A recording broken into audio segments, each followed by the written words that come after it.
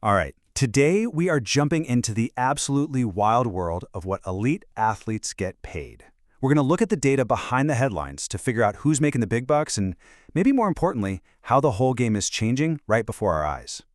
So let's just start with a really simple question. Not career earnings, not total net worth. How much money can one single athlete rake in just 12 months? Go ahead, think of a number. Whatever you're picturing in your head right now, get ready, because it's probably about to get blown out of the water. There it is, $275 million. That's the projection for what the highest paid athlete in the world is going to make in 2025. I mean, that's just a staggering amount of money for one person to earn in a single year. Which of course leads to the next question, who on earth is making this kind of money? And how is a number like that even possible? Let's get into it. The guy at the top of that mountain, it's football legend Cristiano Ronaldo. And what's really wild when you look at this slide is the breakdown. A mind-blowing $225 million comes straight from his salary playing in the Saudi Pro League. His endorsements, $50 million. I mean, that's huge money for anyone else, but it's just completely dwarfed by his actual paycheck. Now that number is absolutely a record for right now, but Ronaldo is no flash in the pan. He's actually part of this tiny, super exclusive club of athletes who've been financial giants for well over a decade. You know, for the better part of the last 15 years, the top of these earnings lists has been pretty much dominated by three names. You've got football's two biggest rivals, and you've got the undisputed king of basketball. These guys, they really represent the absolute pinnacle of global superstardom. And of course, the most famous rivalry has always been between Ronaldo and Lionel Messi. Their battle on the pitch was basically mirrored by their battle on the bank statements. If we look back at 2023, you can see them trading blows. Messi actually had a higher salary, but it was Ronaldo's insane $90 million endorsement portfolio that just barely pushed him into that #1 spot.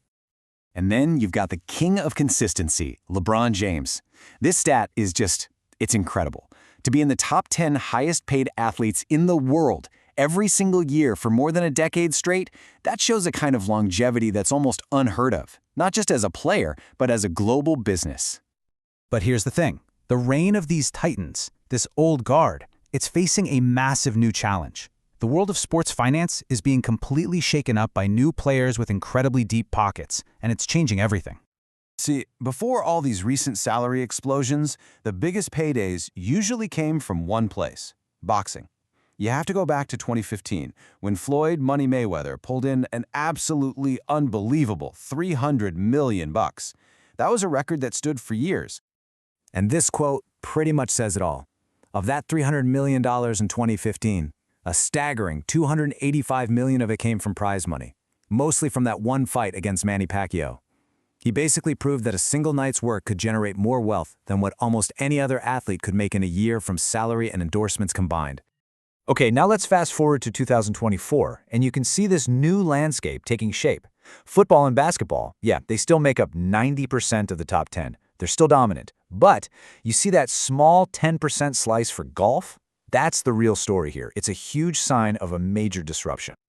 That little slice belongs to golfer Jon Rahm. His move to the Saudi-backed LIV Golf Tour basically launched him from being a very wealthy guy to being the #2 highest paid athlete in the entire world, practically overnight. He pulled in $218 million, and almost all of that came from his new contract.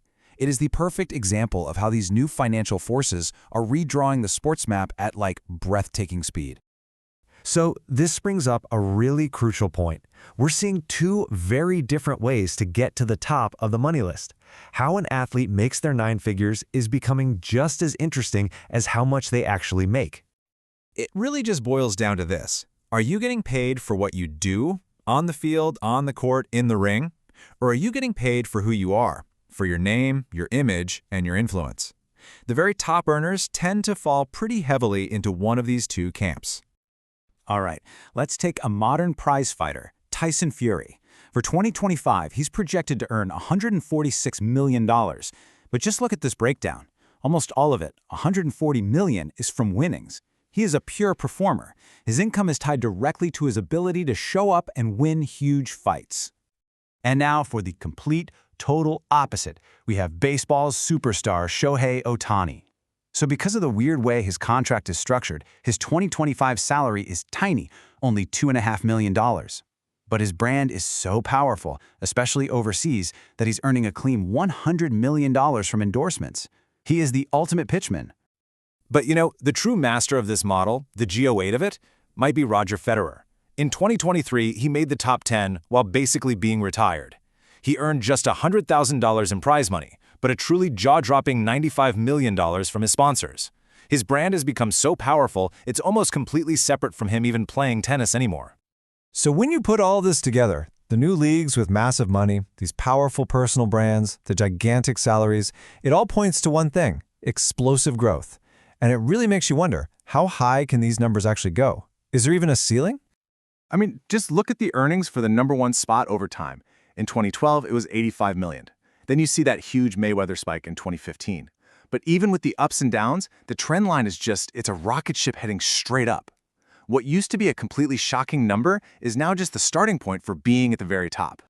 And if you think that's wild, this slide makes the point even clearer. It's not just the #1 spot that's ballooning, the entire scale is shifting. To even crack the top 10 in 2012, you needed about $42 million. Just over a decade later, you now need to clear over $100 million just to get a seat at the table. The price of admission has more than doubled. Which brings us to our final thought here. You've got new global money pouring into sports, media rights deals are getting bigger and bigger, and the athletes themselves are becoming global companies. That $250 million athlete we talked about, he might look quaint in a few years. So the real question is no longer if we'll see an athlete make $500 million in a single year, but when. And what's that going to mean for the sports we love to watch?